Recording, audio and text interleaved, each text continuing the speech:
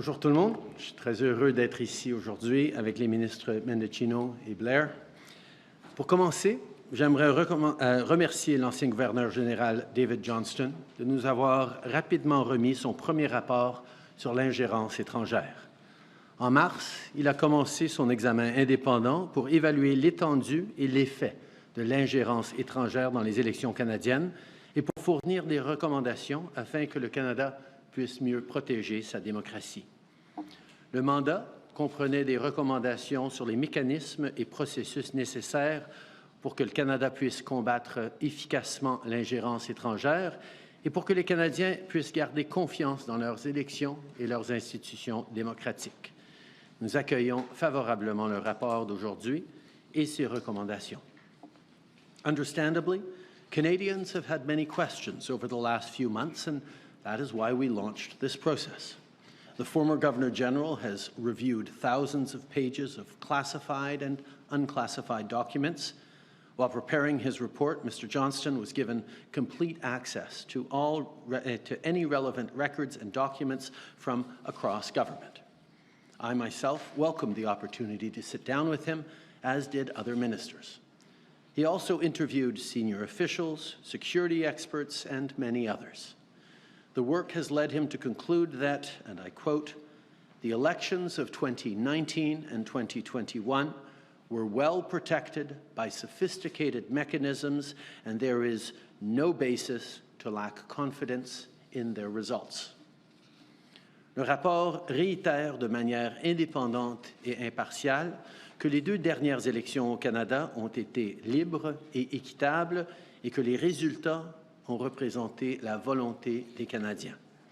Selon le rapport, il n'y a aucune indication que la classe politique était en défaut d'agir sur des renseignements, des conseils ou des recommandations.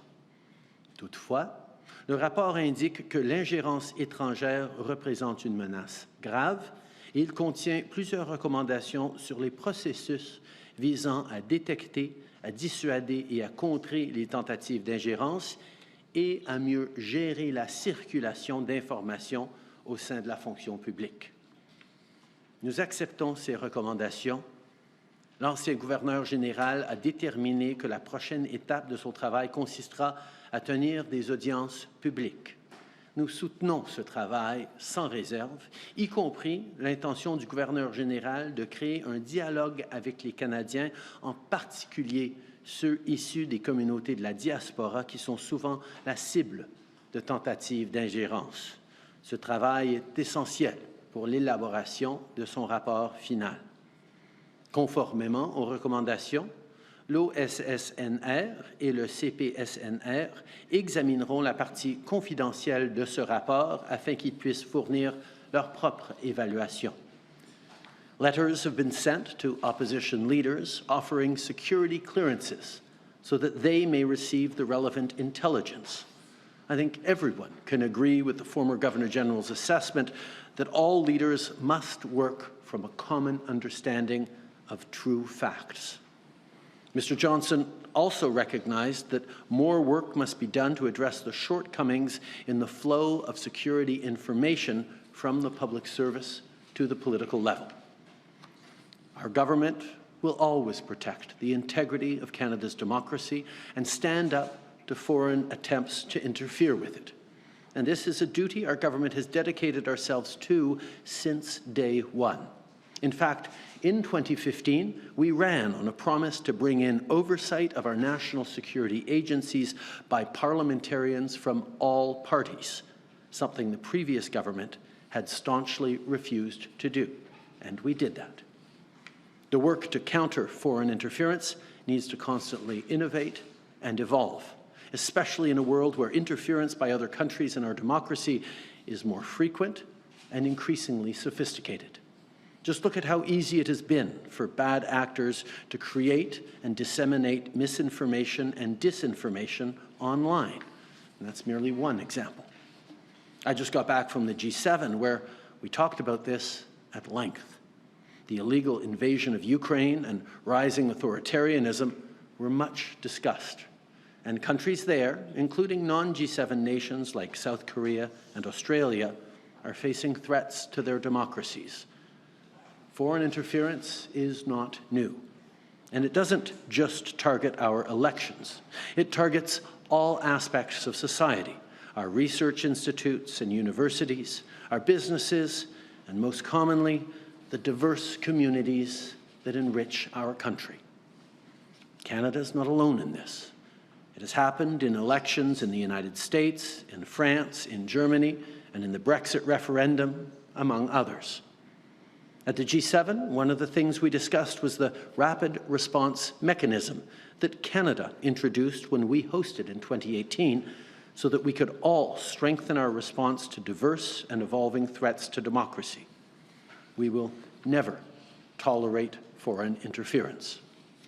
Notre gouvernement continuera toujours de protéger l'intégrité de la démocratie au Canada et de la défendre contre les tentatives d'ingérence étrangère. Il s'agit du devoir de tous les leaders politiques et de tous les parlementaires et de tous les citoyens.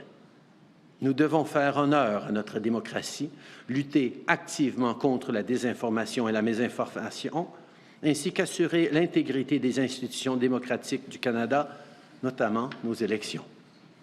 Au Canada, la démocratie est forte et stable. Si ça ne plaît pas aux dictateurs et aux régimes autoritaires, ben tant pis. La démocratie, c'est le choix que la population canadienne a fait lors de chacune des 44 élections fédérales tenues depuis 1867. C'est un privilège qui nous est cher et qui est au cœur de notre identité à titre de Canadien. People from around the world move to Canada with the dream of one day having citizenship and with it the right to cast a ballot and maybe even to step up and put their own name on a ballot. Because in Canada, we have the right to choose our own future. Every one of us has a responsibility to stand up for our democracy, and undermining it for political gain is wrong and damaging. Rigorous debate is a pillar of democracy, absolutely. So is interrogating our institutions and holding all elements of government to account. But democracy is not a game. There are lines we must not cross. We must never play into the hands of those overseas or at home who want us to lose faith in our democratic institutions. These institutions have stood strong for over a century and a half, but they require our constant attention. Democracy didn't happen by accident, and it won't continue without effort. And as the report says, democracy is built on trust.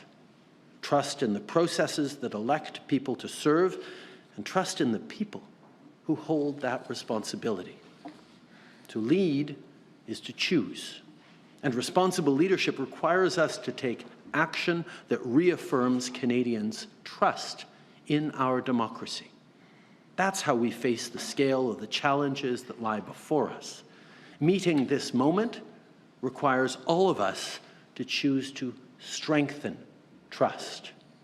This is what Canadians deserve. This is what our government is committed to do. Once again, I want to thank the Governor-General for his work and welcome your questions. Thank you, Prime Minister. Merci, le Premier Ministre. We have 15 minutes for questions from the media. Nous avons 15 minutes pour les questions des médias et on va commencer avec CBC. Good afternoon, Prime Minister. You're not bound to follow the recommendations of David Johnston, and we saw the other party leaders all say that you should go ahead with a public inquiry anyway. Is there any chance you will do that, and if not, why not? I committed to listening very carefully and abiding by the recommendations that the former Governor-General made, and he explained and justified his thought processes by it, and we will be following his recommendations. And you just said democracy is built on trust, and we've heard from the other party leaders, all the other party leaders seem unsatisfied with this process, and it hasn't convinced that many people outside of your own camp. Do you have any regrets about the way that you set up this process that failed to convince people outside of the party? I think, first of all, in regards to other party leaders, the conclusions drawn by the former Governor-General in this report are built on access to confidential and highly sensitive information that has been gathered and analyzed by our intelligence agencies. We have offered, I sent off letters a few hours ago, to all the different party leaders, offering them to get the necessary security clearances to be able to look at all the relevant raw intelligence so that they can see that the foundations and the analysis and the conclusions of this report are firm. I think all Canadians are rightly concerned not just about foreign interference, but about misinformation and disinformation. And that's where making sure, yes, we have robust debates about whether or not governments are doing enough or everything necessary to keep Canadians safe is an essential part of democracy that I look forward to continuing in this House and in the public square. But I think the foundation of having those rigorous debates in a way that contributes to democracy is to make sure that there is an access to and understanding of the true facts.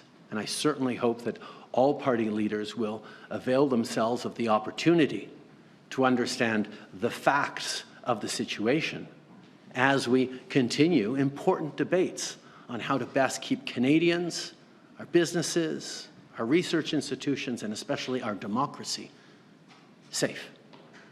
Next question. Good afternoon, Prime Minister Theresa Isri, Global News. David Johnston was asked repeatedly this morning about his relationship to you and whether he could remain impartial and even the perception of bias. Will you consider appointing someone else to lead this process so that Canadians trust the eventual findings? I think David Johnston answered those questions extremely well this morning in his exchange with the media. I saw him a few times as a kid. I got to know him after he was appointed Governor General by Stephen Harper, once I was already a parliamentarian. And quite frankly, the quality and the caliber, not just of his decades of extraordinary service to this country, but the quality and caliber of the report he's put forward leaves me in total confidence in his ability to continue to do this important work for Canadians. And given the reaction from opposition leaders, are you concerned at all about the political risk of not holding a public inquiry?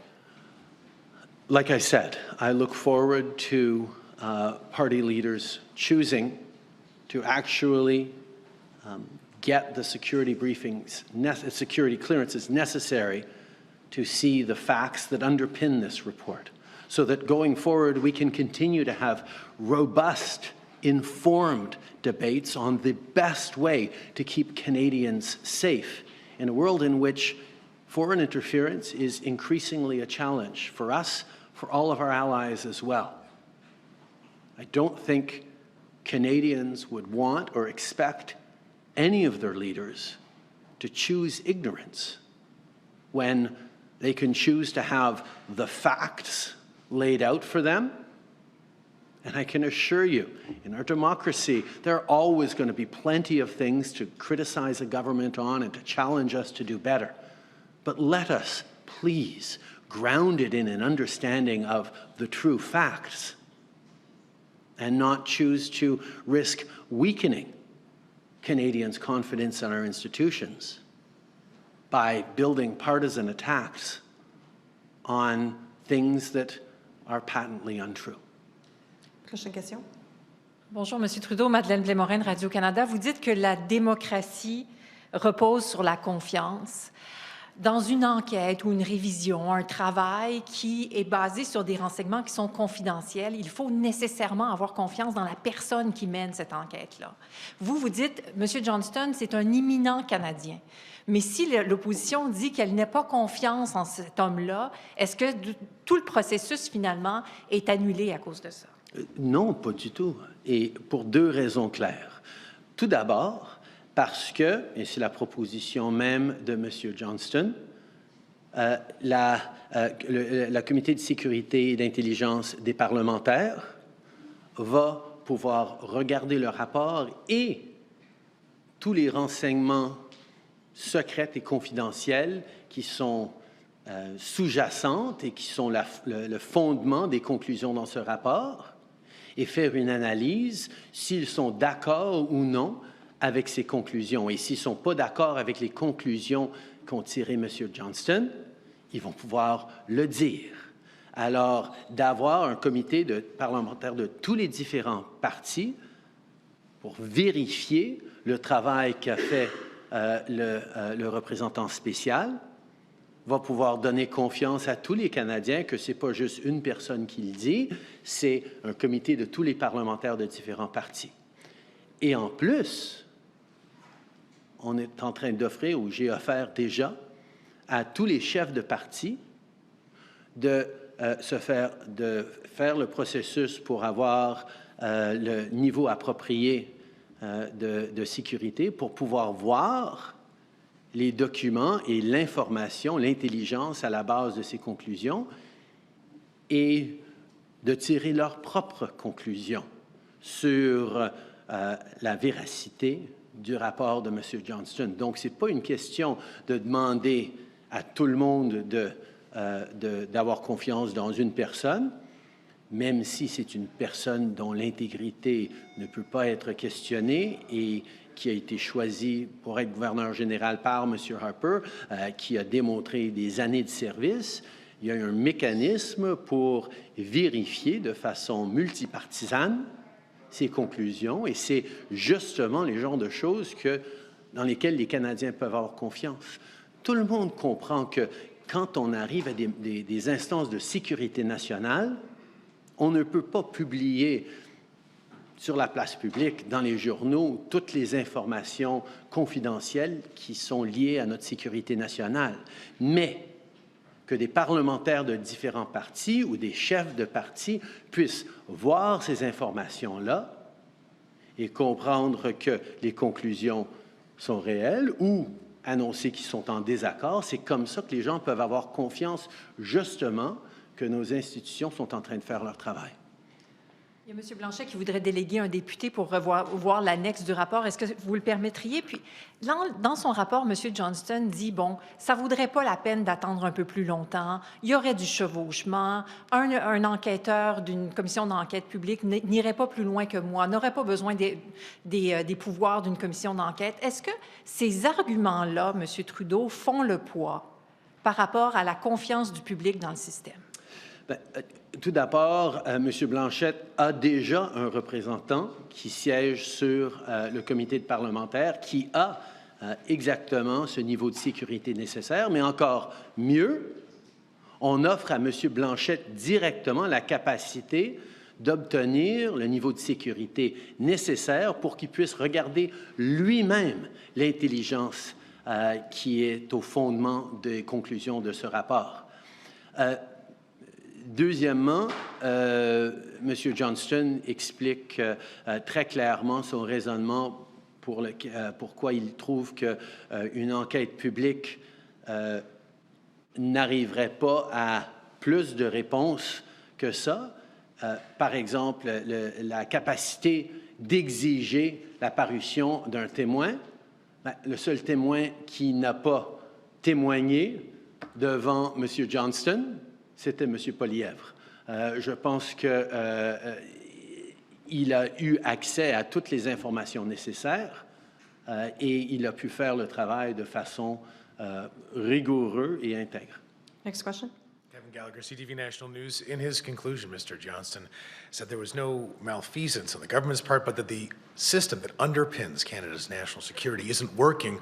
What responsibility do you take for that?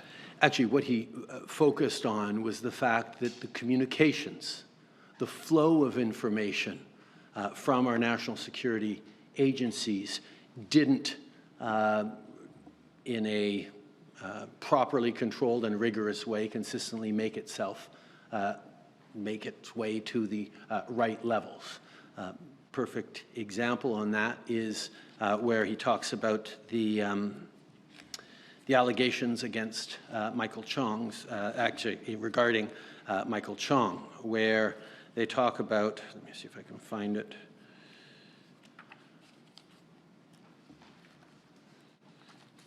Here we go. That there was no intelligence indicated that the PRC took steps to threaten Mr. Chong's family, but that there is intelligence indicated they were looking for information.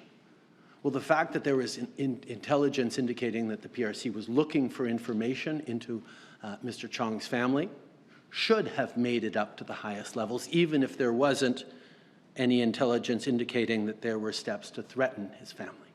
So that's an example that I addressed just a few weeks ago, saying anything that involves an MP or their families should automatically get up to a high political level so it can be dealt with. These are the kinds of things we need to ensure that there is more rigor and clearer flows of information, both upwards but also across government. And that's something that we're going to be continuing to improve. But as has been highlighted, foreign interference is a constantly evolving, increasingly sophisticated set of threats to Canadians, to our institutions, and to our democracy. And that's why we are constantly going to have to be iterating and improving in our response to foreign interference. En français, my colleague. Une des conclusions du rapport, ça a été que nous devons améliorer la façon que nos services d'intelligence et de renseignement communiquent les uns avec les autres, mais aussi avec les niveaux politiques. Par exemple, dans le rapport, on conclut, M. Johnston souligne qu'il y avait de l'intelligence il n'y avait aucune intelligence qui suggérait que Pékin faisait des menaces à la famille de M. Chong, mais il y avait de l'intelligence, des renseignements qui disaient que Pékin cherchait de l'information sur la famille de M. Chong.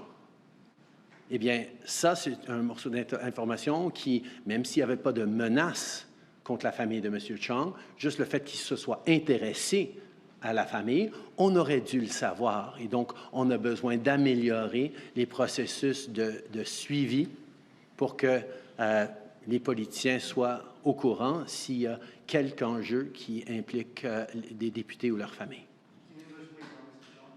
I just said that in English already. Sorry. It's okay. Double translation. Okay. I'll just refocus here for a second. So you're offering this intelligence now to opposition leaders, but a lot of what's undermining the confidence is a lack of transparency. Is there any consideration for declassifying documents that would give Canadians more confidence to understand a broader picture, even if it's redacted as it was in the commission for the convoy? In terms of declassification, that's absolutely something that Mr. Johnston is going to be looking at over the coming months towards his final report in October of 2023, and we're very much looking forward to those conclusions. But let me highlight that one of the ways that we get to restore people's confidence in what our intelligence communities are doing when, obviously, total transparency is simply not an option for intelligence services whose people put their life on the line to protect Canadians from bad actors out there, is to ensure that politicians of all different parties are able to oversee and get the clearance necessary to look at everything our intelligence agencies do. And that's a commitment we made in 2015 in the election, where the incumbent Conservative government refused to bring in oversight by parliamentarians over our intelligence agencies, and we actually did it. NSICOP is a committee of parliamentarians that has the power to look into everything our intelligence agencies do. Now, they are bound by the secrecy necessary to keep Canadians safe, but they can and do absolutely share their conclusions around what's working, what's not working, and whether or not Canadians can be concerned or should be relieved that intelligence agencies are doing their work.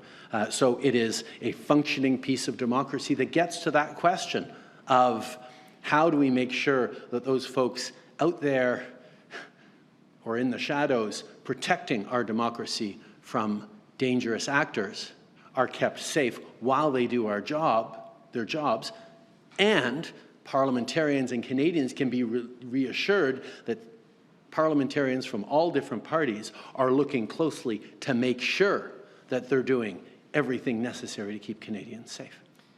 Thank you. That will conclude today's press conference. Merci. Ça va. Sorry, I'll take a question from Justin because I haven't seen him in a while. Appreciate that. Prime Minister, the report does indicate that Han Dong, former Liberal MP, was the unwitting beneficiary probably of the influence campaign on his nomination race. It indicates he went on to forge a relationship with the Chinese consulate in Toronto. And it said he was having conversations with the consulate about the two Michaels in detention in China, even if some of the reports were incorrect. Can you tell us what the nature of those conversations were? And do you see a path back into the Liberal caucus for Mr. Dong?